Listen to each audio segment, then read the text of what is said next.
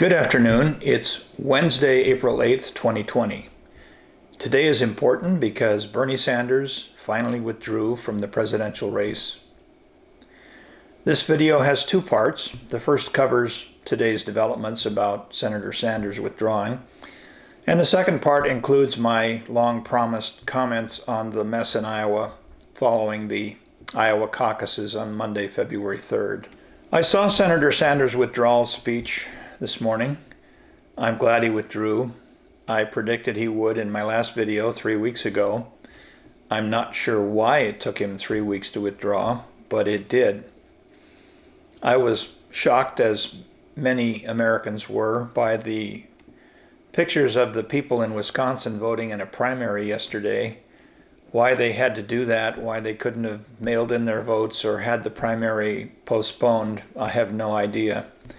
And I have to wonder how many people will get the COVID-19 virus because they exercise their constitutional right to vote. Interestingly, there are no results from the Wisconsin primary yet, and it clearly was not a factor in Senator Sanders' decision to withdraw. I think results aren't expected for another day or two because of the mess in how that election was held. As you could tell from my videos, Senator Sanders was my least favorite candidate in Iowa. He came across to me as a strident curmudgeon. He had very interesting and progressive views on a number of important subjects, many of which I agreed with. To hear him speak was more like listening to a university lecture than a politician trying to win your favor. He simply wasn't that interested in it. If you could see the wisdom of what he was saying, well, good. And if you couldn't, well, that's your problem, not his. I read the New York Times initial coverage of his withdrawal, and they pointed out that when AOC supported him, she added vitality to his campaign. That is true. The only Sanders rally I attended was in Iowa City, and I really went to hear AOC speak, not Bernie. And of the two, she was the more impressive speaker. Historically, I'm sure he'll be an important figure. In reality, he never had a chance. The impossibility of convincing the American electorate, let alone the U.S. Senate, to spend more than $30 trillion on universal health care was overwhelming. It was not something that could be accomplished. And when Elizabeth Warren hooked her wagon to that star, or even a version of that star,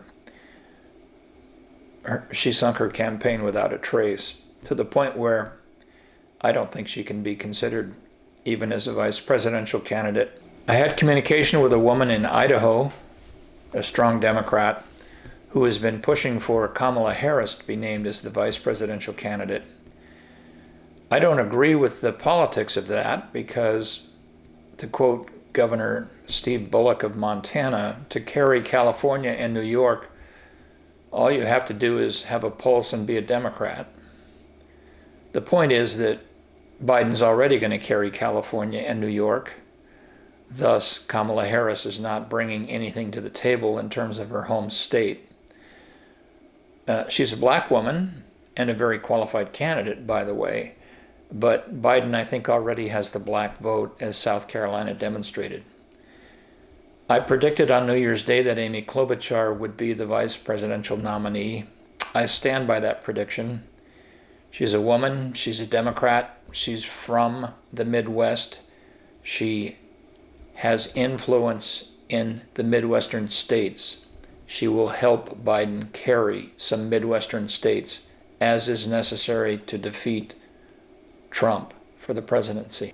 Interestingly, I saw an excerpt on NBC's Nightly News last night with Amy Klobuchar and her husband.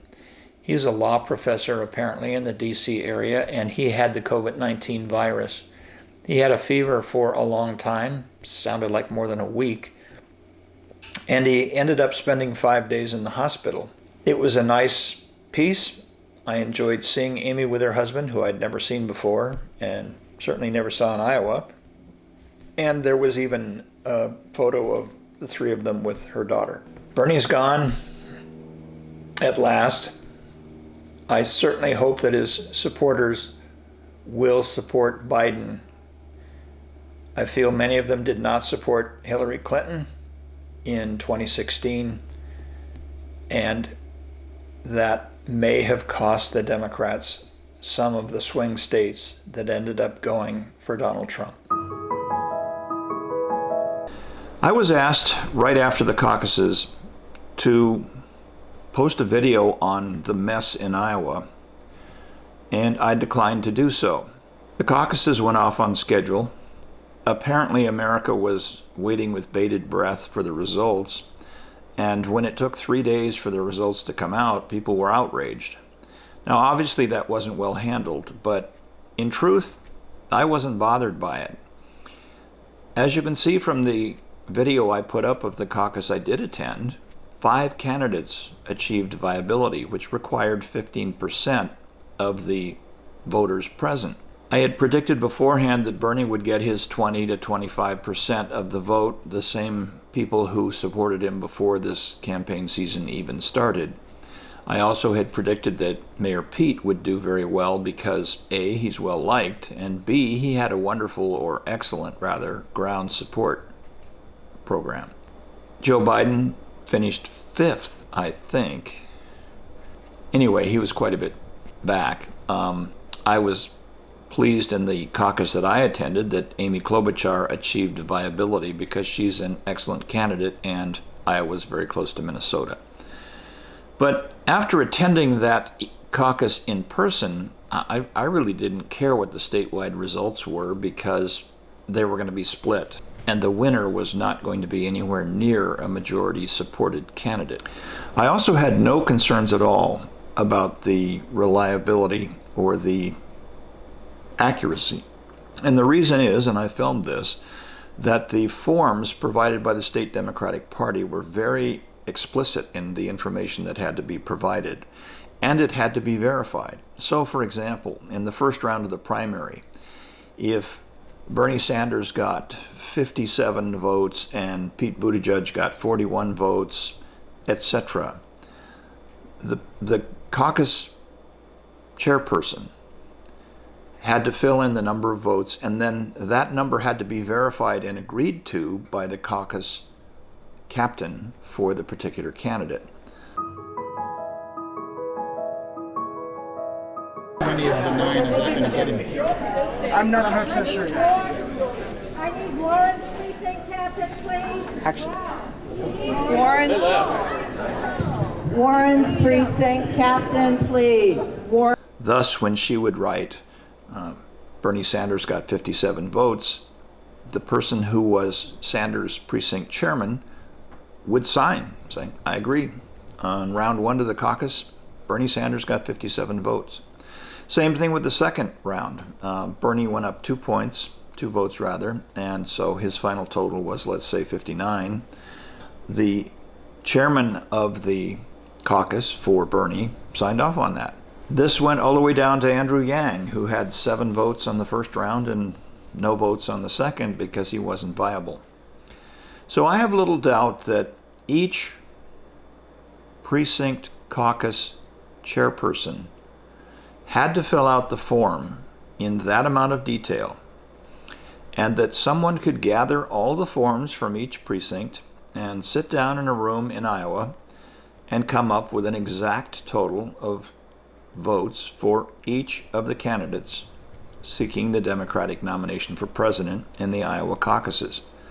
It is, of course, regrettable that it took 3 days for even preliminary counts to come out, but I don't have a doubt in the world that the counts that eventually have come out are accurate. This is not like a voting machine with no paper record where someone could have hacked the machine and changed the totals. Now, did this hurt Iowa's standing in the Democratic Party and in the nation? Most certainly it did. In addition, having observed the caucuses, I'm not a fan of a caucus versus a primary.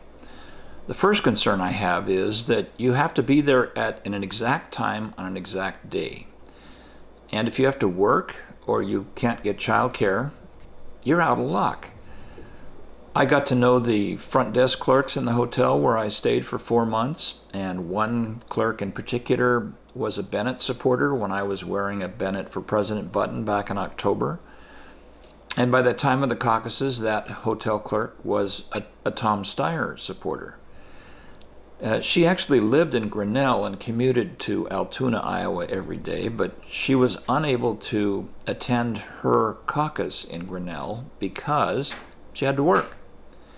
It was not expected she would have to work, but someone was sick and she had to work. The manager of the hotel didn't work because he was a precinct captain for Mayor Pete. So that's the first problem. The second problem is I don't like the rounding nature of caucuses.